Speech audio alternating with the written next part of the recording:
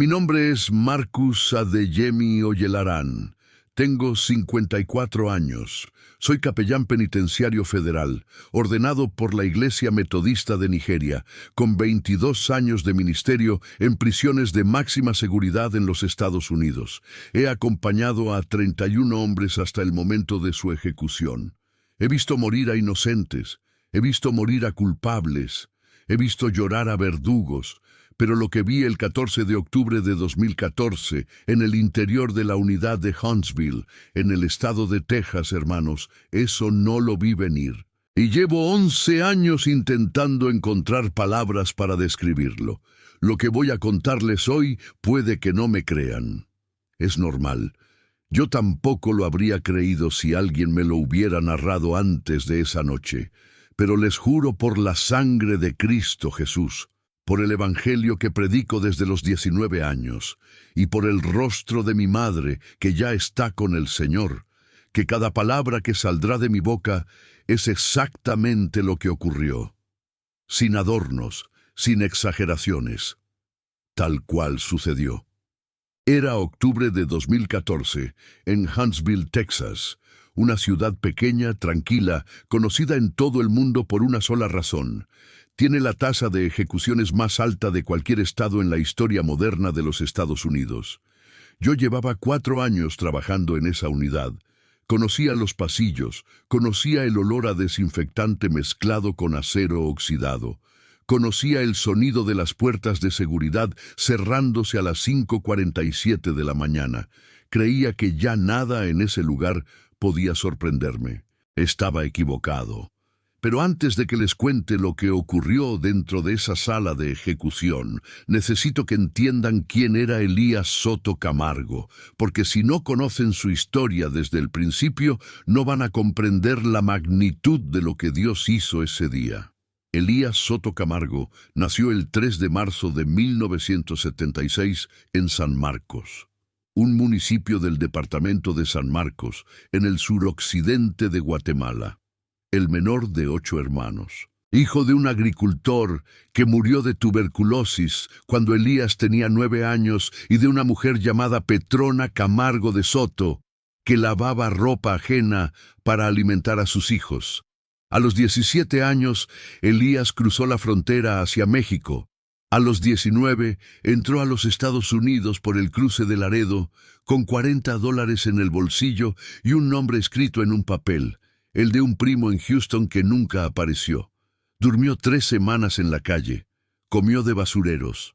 Aprendió inglés escuchando la radio de un Chevrolet abandonado en el que dormía. A los 22 años, conoció a una mujer en una lavandería del barrio Third Ward de Houston, Texas.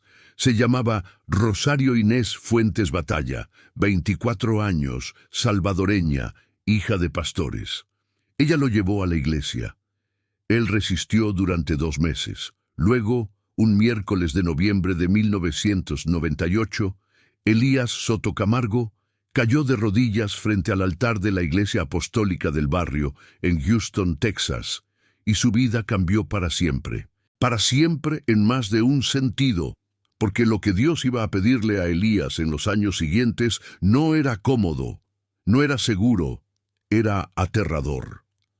Para el año 2008, Elías era pastor de 3 congregaciones en el sector sur de Houston, con una combinación de 847 feligreses registrados, la mayoría inmigrantes indocumentados, muchos de ellos víctimas de pandillas, tráfico humano y explotación laboral.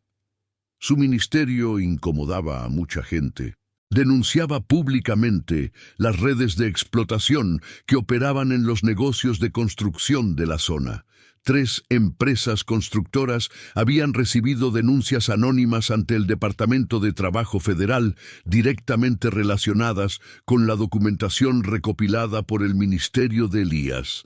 Hermanos, prepárense para lo que viene, porque aquí es donde la historia se pone oscura. El 7 de agosto de 2009, a las 6:22 de la mañana, la policía del condado de Harris irrumpió en el hogar de Elías Soto Camargo, en el número 4418 de la calle Culberson, en Houston. Lo sacaron esposado frente a sus 3 hijos. Rosario, su esposa, intentó preguntar de qué se le acusaba. Un agente la empujó contra la pared. Los niños de 7, 5 y 3 años lloraron durante 4 horas en la sala sin que nadie les explicara nada, hasta que llegó una vecina llamada Gloria Esperanza Torres a hacerse cargo de ellos. Los cargos contra Elías Soto Camargo eran los siguientes: conspiración para cometer actos de terrorismo doméstico, asociación con organizaciones criminales transnacionales y complicidad en la muerte de un agente federal encubierto llamado Derek Thompson, de 31 años, cuyo cuerpo había sido encontrado el 2 de agosto de 2009 en un lote baldío del sector Sunnyside. Elías Soto Camargo nunca había oído el nombre de Derek Thompson en su vida, pero alguien necesitaba que pareciera que sí. Lo que no sabía Elías en ese momento, lo que nadie le dijo durante los primeros 47 días de detención preventiva en los que no tuvo acceso a abogado, lo que yo mismo no supe hasta 3 años después, era esto: Derek Thompson era un agente infiltrado que había comenzado a documentar las conexiones entre 2 empresas constructoras del condado de Harris y una red de tráfico de personas con ramificaciones en Guatemala, El Salvador y México. Thompson había enviado un informe preliminar a sus superiores el 29 de julio de 2009, 4 días antes de aparecer muerto. Ese informe mencionaba el nombre de un funcionario local en particular, un nombre que yo no voy a pronunciar todavía, porque ese nombre es precisamente el giro que nadie en esa sala del tribunal vio venir. Lo que sí puedo decirles ahora es que ese funcionario tenía el poder suficiente para construir un caso falso. Y lo usó. El juicio duró 14 días. El abogado defensor de Elías era un joven de 29 años llamado Kevin D. Marsh, recién egresado de la Universidad de Texas South, con apenas 11 meses de experiencia en litigio penal. Elías no tenía recursos para contratar a nadie más. El fiscal del caso era el licenciado Raymond Earl Boudreau, 51 años, 19 años en la Fiscalía del Condado de Harris, con un porcentaje de condenas del 94%. Boudreau era metódico, frío y brillante, y en este caso en particular también era cómplice. El jurado deliberó 6 horas y 41 minutos. Culpable en todos los cargos. Pena de muerte. La sentencia fue dictada el 18 de noviembre de 2009.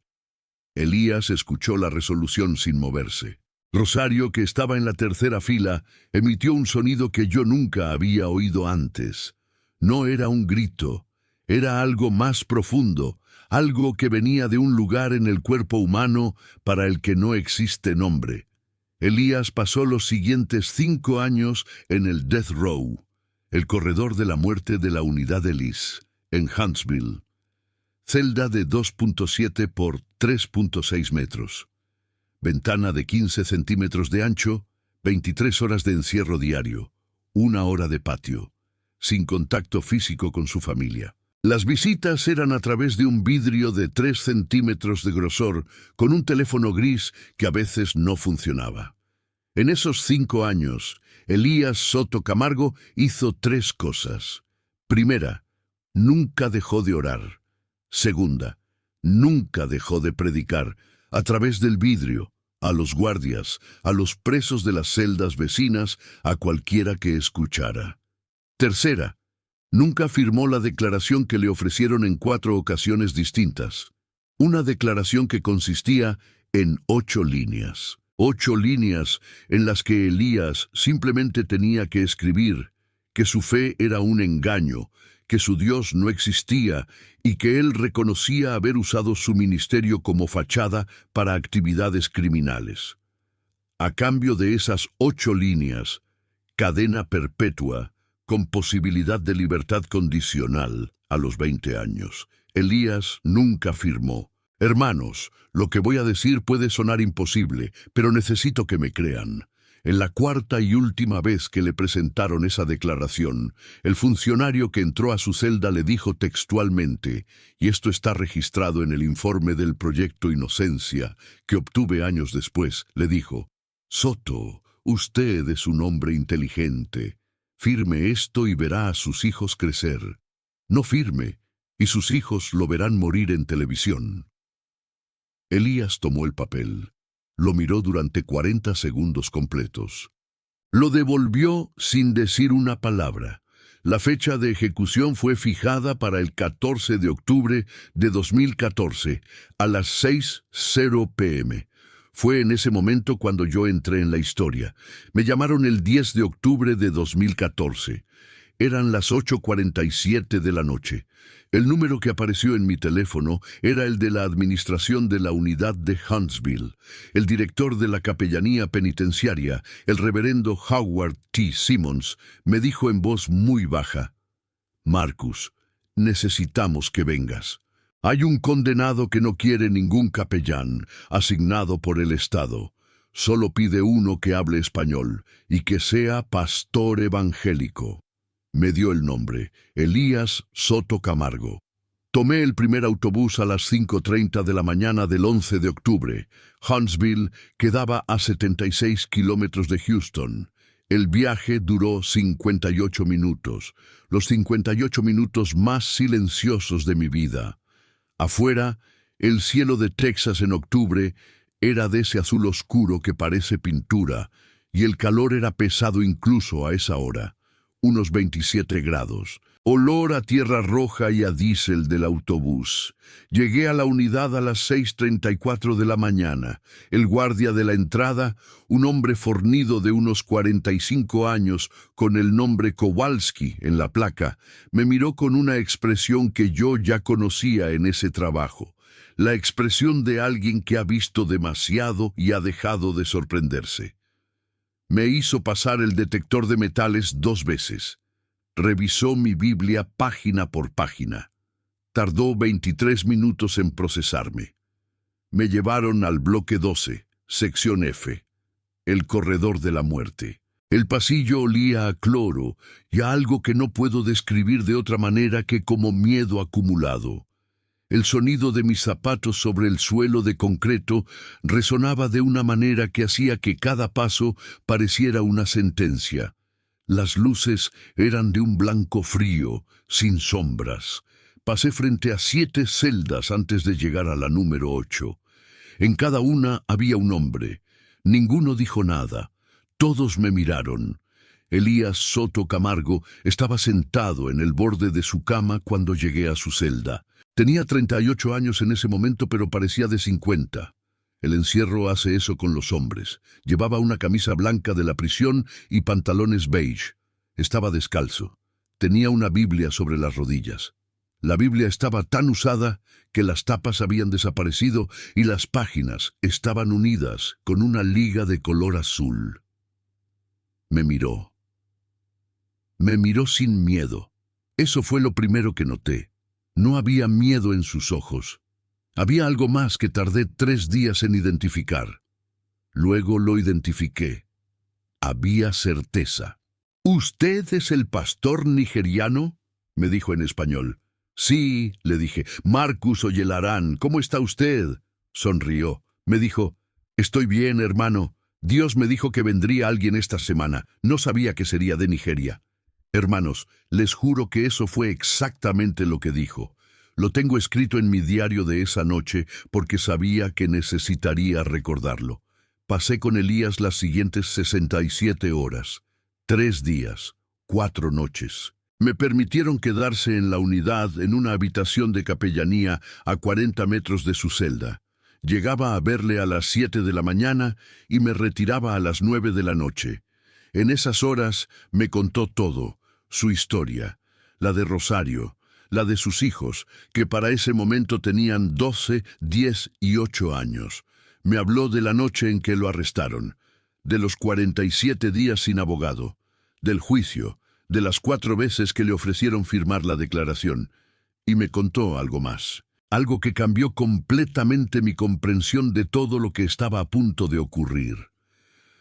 La noche del 9 de octubre, es decir, la noche antes de que me llamaran a mí, Elías había tenido un sueño.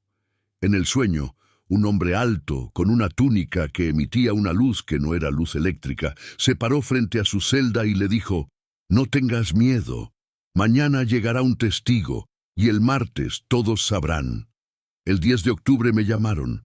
El martes era el 14 de octubre, el día de la ejecución. Cuando Elías me contó eso, en la tarde del 12 de octubre, sentí algo que no sé cómo describir en términos periodísticos. Un frío que no venía del clima, porque el calor en esa habitación era de unos 29 grados, y sin embargo yo tenía frío. Pero lo que no sabíamos todavía, ni Elías ni yo, era que en ese mismo momento, a 12 kilómetros de la unidad de Huntsville, algo estaba ocurriendo que iba a cambiarlo todo. Y que el hombre que lo estaba poniendo en marcha era el último hombre en el mundo que cualquiera habría esperado. Era el licenciado Raymond Earl Boudreau, el fiscal que había construido el caso, el mismo hombre que había mentido durante 14 días frente a un jurado. Ese hombre, a las 3:17 de la tarde del 12 de octubre de 2014, caminó solo hasta la oficina del director del FBI en Houston, pidió hablar con el agente a cargo y colocó sobre su escritorio un sobre manila color café que contenía 147 páginas de documentación. En esas 147 páginas estaba todo. El nombre del funcionario que había ordenado la fabricación del caso, los registros de los pagos, las comunicaciones interceptadas, los nombres de los 3 testigos que habían mentido bajo juramento. Y algo más, el nombre real del asesino de Derek Thompson, el agente federal cuya muerte habían puesto sobre los hombros de Elías Soto Camargo. Hermanos, prepárense para lo que viene, porque este es el giro que nadie vio. El asesino de Derek Thompson era el hermano mayor de Raymond Earl Boudreau. Su nombre era Gerald Conrad Boudreau, 55 años, exmilitar, encargado de seguridad privada de una de las empresas constructoras que Thompson investigaba. Raymond lo había sabido desde el principio. Había pasado 5 años protegiéndolo, construyendo un caso falso para desviar la investigación. Y ahora, 2 días antes de que ejecutaran a un hombre inocente, algo en él había roto. Años después, en una entrevista que dio al Houston Chronicle el 22 de marzo de 2016, Raymond Boudreau dijo lo siguiente, y quiero ser muy preciso en esto porque es importante. Dijo que la noche del 11 de octubre de 2014, a las 2:00 de la mañana, mientras revisaba por última vez el expediente de Soto Camargo, había abierto el cajón de su escritorio y había sacado su arma reglamentaria con la intención de usarla sobre sí mismo. Y que en ese momento había escuchado con total claridad una voz que no provenía de ningún lugar físico de la habitación. La voz le dijo un solo nombre: Elías. No el apellido, solo el nombre. Boudreau no era cristiano, era agnóstico, no creía en voces sobrenaturales, pero dijo que esa voz fue tan clara, tan inequívocamente real, que guardó el arma, se levantó y pasó las siguientes 13 horas buscando el número del FBI. La mañana del 13 de octubre, el día antes de la ejecución, a las 7:48 a.m., recibí una llamada del director Howard T. Simmons. Su voz temblaba. Me dijo: «Marcus, algo está pasando. No sé todavía qué es, pero necesito que estés con Soto hoy». Fui a la celda de Elías. Le dije que algo estaba ocurriendo, pero que no sabía qué. Él asintió con una calma que me perturbó más que cualquier cosa que hubiera visto en 22 años de ministerio penitenciario. Me dijo: «Ya lo sé, hermano Marcus. Esta mañana a las 4 a.m. me desperté y sentí la presencia de Dios llenar esta celda. Era tan fuerte que tuve que apoyarme en la pared. Y escuché esto en mi corazón: todo ya está hecho». Eran las 9:20 de la mañana del 13 de octubre. La ejecución estaba programada para las 6:00 p.m. del 14 de octubre. Quedaban 32 horas y 40 minutos. Y en ese momento, nadie en la unidad sabía todavía lo que Boudreaux había entregado al FBI. A las 11:47 a.m. del 13 de octubre, 3 agentes federales se presentaron sin previo aviso en las oficinas del Tribunal del Condado de Harris en Houston. Solicitaron una audiencia de emergencia con el juez Clarence R. Whitfield, 63 años, el mismo juez que había presidido el juicio de Elías en 2009. La solicitud fue acompañada por un sello del Departamento de Justicia Federal y la clasificación urgente, nuevas evidencias materiales. El juez Whitfield tardó 11 minutos en salir de su despacho y aceptar la audiencia. A las 2:33 p.m. del 13 de octubre, el juez Whitfield firmó una orden de suspensión temporal de la ejecución. Nadie me lo dijo de inmediato. Yo seguía en el pasillo frente a la celda de Elías, leyendo el Salmo 91 en voz alta, cuando a las 3:05 p.m. vi al director Simmons caminar hacia nosotros con una velocidad que no era propia de él. Era un hombre de 62 años con una rodilla operada, pero venía casi corriendo. Se paró frente a la celda, miró a Elías, y lo único que pudo decir fue: «Soto, la ejecución está suspendida». Elías no gritó, no saltó, no lloró. Cerró los ojos exactamente 3 segundos. Luego los abrió, miró al techo de su celda de concreto y en voz muy baja, con los labios apenas moviéndose, dijo: «Gracias. Solo eso. Gracias». Hermanos, yo llevo 22 años en el ministerio y he presenciado muchas cosas. Pero ese momento, en ese pasillo, con esa palabra saliendo de ese hombre, es el momento más cercano a lo sagrado que he experimentado en toda mi vida.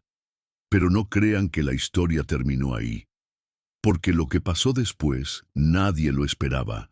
Ni yo, ni Elías, ni el director Simmons, ni siquiera, me atrevo a decir, el propio Raymond Boudreaux. Hermanos, antes de contarles lo que pasó en las horas siguientes, quiero pedirles algo muy importante. Si esta historia está tocando su corazón, si sienten que algo los trajo hasta aquí por una razón específica, necesito que hagan algo ahora mismo. Presionen el botón de suscripción. ¿Por qué les pido esto? Porque este canal es el que hizo posible que testimonios como el de Elías Soto Camargo, como el mío, lleguen a personas que los necesitan escuchar. Historias como esta ocurren más de lo que imaginamos, pero pocas veces encuentran el lugar donde ser contadas. Al suscribirse, no solo apoyan este canal, están ayudando a que más testimonios lleguen a más personas en el momento exacto en que las necesitan. Si ya están suscritos, les pido que vayan a los comentarios y me cuenten. ¿Han vivido alguna vez una situación en la que Dios intervino cuando ya parecía que todo estaba perdido? Su testimonio puede ser exactamente lo que otra persona necesita leer hoy. Y ahora sí, déjenme contarles lo que ocurrió cuando Dios terminó de completar su obra.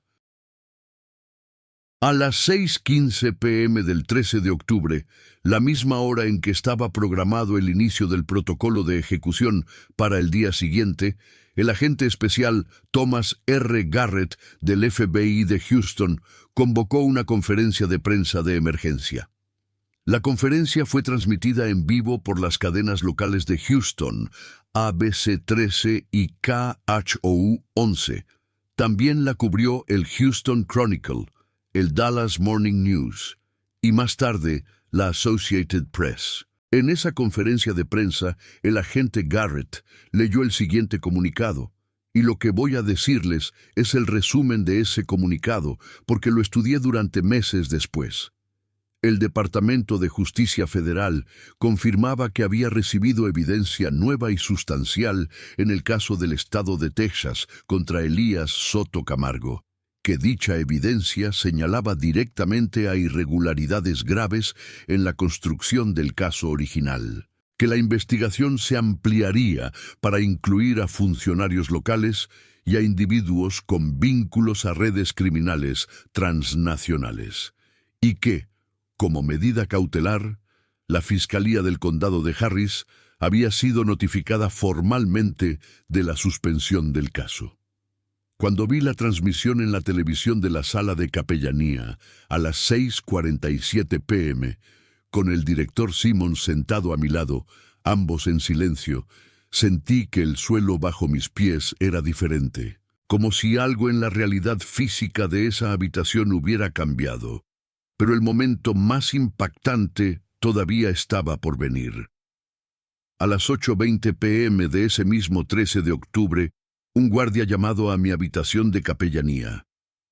Era el guardia Kowalski, el mismo que me había procesado 3 días antes con esa expresión de hombre que ya no se sorprende de nada. Se paró en la puerta, y su expresión ya no era la misma.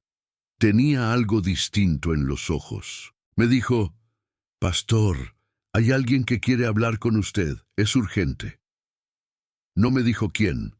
Me llevó por un pasillo que yo no había transitado antes, hacia una sala pequeña con una mesa de metal y 2 sillas.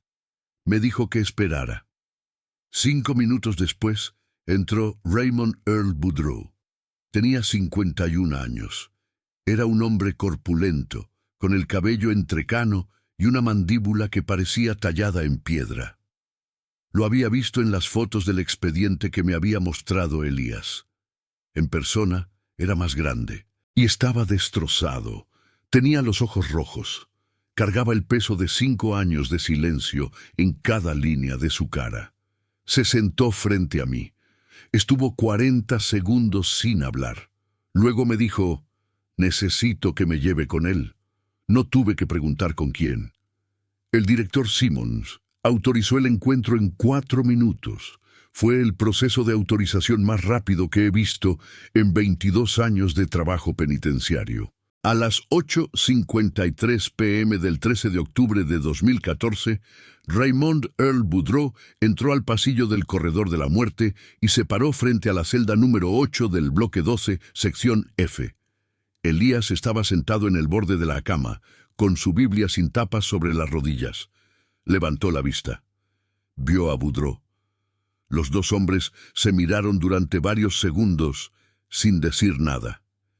Entonces Boudreau hizo algo que yo nunca en mi vida pensé que vería hacer a ese hombre. Se arrodilló. En el suelo del corredor, frente a los barrotes de la celda, Raymond Earl Boudreau, fiscal de 19 años, hombre que había destruido la vida de un inocente para proteger a su hermano, se arrodilló en el concreto frío y comenzó a llorar con una violencia que sacudía sus hombros. No era el llanto de un hombre que pide perdón porque le conviene. Era otra cosa. Era el llanto de alguien al que se le ha caído algo por dentro y no sabe cómo detener la caída. Y Elías Soto Camargo, hermanos, hagan el esfuerzo de entender esto. Elías Soto Camargo, el hombre que acababa de pasar 5 años en una celda de 2.7 por 3.6 metros por culpa de ese otro hombre. El hombre que había visto a sus 3 hijos crecer a través de un vidrio de 3 centímetros. El hombre que 4 veces había rechazado firmar su libertad a cambio de negar a su Dios. Elías se levantó de la cama, se acercó a los barrotes, metió los brazos entre los barrotes todo lo que pudo y colocó sus manos sobre la cabeza de Raymond Boudreau. Y oró por él. No sé cuánto tiempo duró eso. Perdí la noción del tiempo en ese pasillo. El guardia Kowalski estaba a mi lado, y puedo decirles que vi cómo ese hombre de 45 años, que llevaba 18 años trabajando en el penal sin que nada lo perturbara, empezó a parpadear rápidamente para contener algo que no quería dejar salir. No lo logró. Ninguno de los 3 lo logramos. Lo que ocurrió en los meses siguientes fue documentado en múltiples medios. El caso fue revisado por el Departamento de Justicia Federal. Gerald Conrad Boudreau fue arrestado el 17 de octubre de 2014 y acusado de asesinato en primer grado en la muerte del agente Derek Thompson. Raymond Earl Boudreau fue acusado de obstrucción a la justicia, fabricación de evidencia y complicidad. El funcionario del condado de Harris, cuyo nombre aparecía en los documentos, El subdirector de Planificación Urbana, Arthur G. Whitmore, 57 años, fue arrestado el 23 de octubre con 11 cargos federales adicionales. El abogado Kevin D. Marsh, el joven de 29 años que había defendido a Elías con tan poca experiencia y tan pocos recursos, hizo algo que tampoco nadie esperaba. En cuanto se enteró de la suspensión de la ejecución, se presentó voluntariamente ante el Colegio de Abogados de Texas para relatar todas las irregularidades procesales que había detectado durante el juicio y que por miedo y por inexperiencia no había denunciado en su momento. Su declaración añadió 34 páginas de documentación adicional al expediente federal. El 8 de abril de 2015, el juez Clarence R. Whitfield firmó la exoneración completa de Elías Soto Camargo. Anulación total del veredicto. Expediente limpio. Libertad inmediata. Hermanos, les digo algo más, y esto está registrado en el informe del Proyecto Inocencia disponible en su sitio web oficial. Cuando el juez Whitfield firmó la exoneración, dijo en sala, con el micrófono abierto y el audio registrado: "Este tribunal reconoce que el sistema falló de manera fundamental en este caso y reconoce que la sobrevivencia de este hombre durante estos 5 años es algo que este tribunal no puede explicar con ninguna categoría jurídica que conozca". El 9 de abril de 2015, a las 10:23 a.m., Elías Soto Camargo cruzó las puertas de la unidad de Huntsville por última vez. Afuera lo esperaban Rosario y sus 3 hijos. Santiago, 12 años, Miriam, 10 años, y el más pequeño, José Ezequiel, 8 años. También estaba su madre, Petrona Camargo de Soto, que había viajado desde San Marcos, Guatemala, con dinero que reunió vendiendo tamales en el mercado municipal durante 4 meses. Yo estaba ahí. Vi a Elías abrazar a Petrona. Vi a una mujer de 71 años sostenerse en los hombros de su hijo menor, como si sus piernas ya no pudieran mantenerla de pie por sí solas. Y vi a Elías decirle algo al oído. Después le pregunté qué le había dicho. Me respondió: "Le dije que Dios es bueno". Solo eso. Pero lo que viene a continuación, hermanos, es el giro que conecta todo.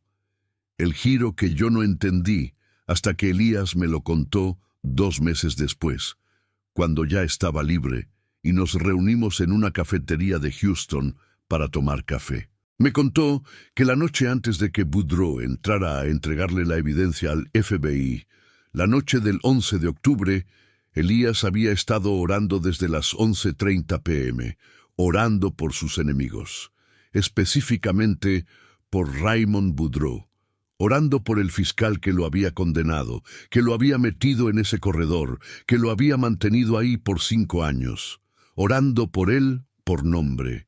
Y mientras oraba, me dijo, sintió una compulsión de escribir. Tomó el reverso de una carta de su hija Miriam, la única hoja de papel que tenía disponible, y escribió estas palabras: "Señor, toca el corazón de Raymond Boudreaux esta noche y úsalo para tu gloria". Esa nota existe. La tiene Miriam Soto Fuentes, que hoy tiene 21 años y estudia Derecho en la Universidad de Houston. La fechó 11 de octubre de 2014, 11:53 p.m. Boudreaux llamó al FBI a las 9:12 a.m. del 12 de octubre. Hermanos, en los comentarios necesito que me cuenten de qué país o ciudad están viendo este testimonio. Queremos conocerlos, queremos orar por ustedes de manera específica, y si alguna vez han experimentado la protección de Dios en un momento donde todo parecía perdido, cuéntenos.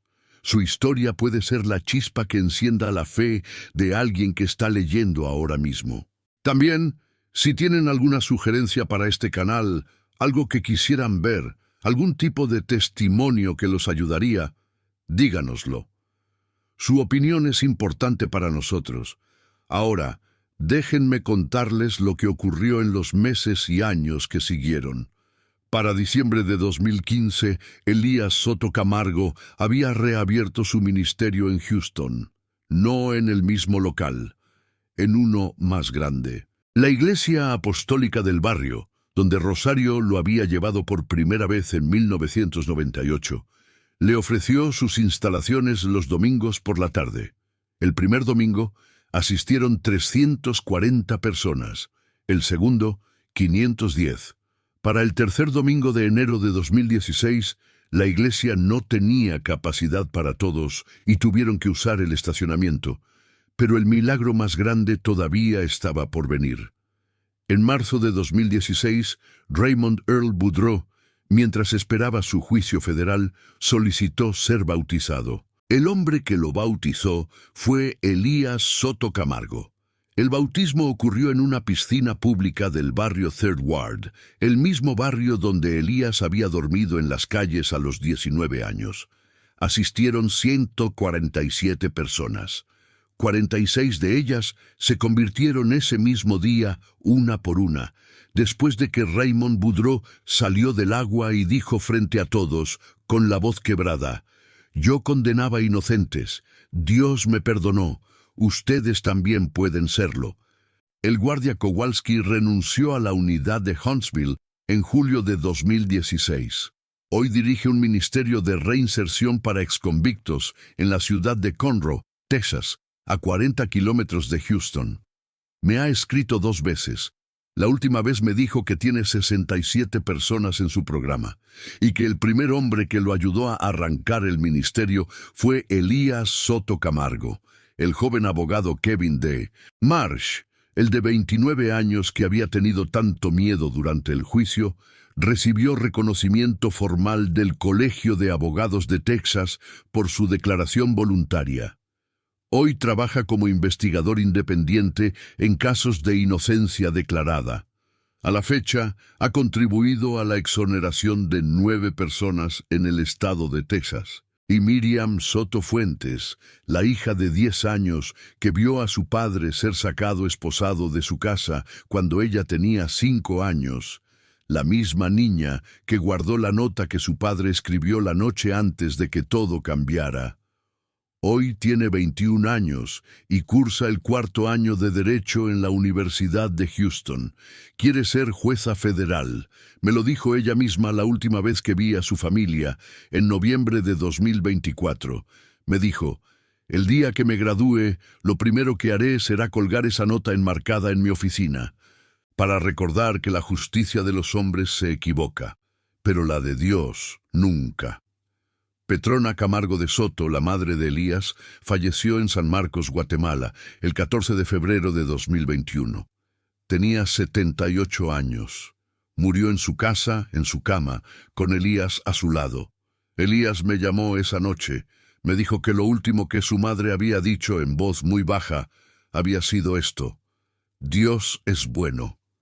Las mismas palabras que Elías le había dicho al oído el día que salió libre. Hermanos, lo que presencié en Huntsville no fue casualidad. El mismo Dios que susurró el nombre de un inocente en el oído de un hombre que estaba a punto de quitarse la vida. El mismo Dios que puso en el corazón de un guatemalteco en el corredor de la muerte la compulsión de orar por su enemigo la noche exacta en que ese enemigo necesitaba ser tocado, ese mismo Dios puede intervenir en su situación hoy. Quiero leerles algo. Isaías 54:17 dice: «Ninguna arma forjada contra ti prosperará, y condenarás toda lengua que se levante contra ti en juicio. Esta es la herencia de los siervos del Señor, y su justificación viene de mí», dice el Señor.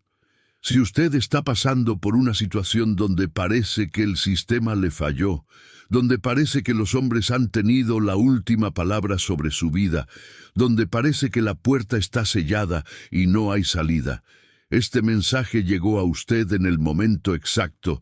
No es coincidencia. Dios quiere que sepa que Él ve, que Él actúa, que su justicia no llega siempre en el tiempo que nosotros esperamos, pero cuando llega, llega completa. Antes de que se vayan, 3 cosas. Primero, Si este testimonio tocó su corazón, suscríbase a este canal. Al hacerlo, no solo apoya lo que hacemos, están ayudando a que más testimonios como el de Elías lleguen a más personas en el momento justo en que las necesitan. Cada suscripción es una semilla de esperanza que se planta en alguien más. Segundo, compartan este video con alguien que necesite un milagro hoy, con esa persona que siente que Dios la ha olvidado, con ese familiar que está a punto de rendirse. Puede que este testimonio sea exactamente lo que necesita escuchar. Tercero, en los comentarios dejen su petición de oración, su nombre, su ciudad, lo que está atravesando. Vamos a orar específicamente por cada uno. Y si tienen algún consejo para este canal, alguna sugerencia de cómo podemos mejorar, escríbanlo. Su voz importa. Su experiencia importa. Que la paz de Cristo, que sobrepasa todo entendimiento, guarde su corazón y sus pensamientos. Que el Dios que escuchó la oración de Elías Soto Camargo en una celda de 2.7 por 3.6 metros en el corredor de la muerte de Huntsville, Texas, escuche también la suya donde quiera que la levante, a cualquier hora que la eleve. En el nombre de Jesús. Hasta el próximo testimonio.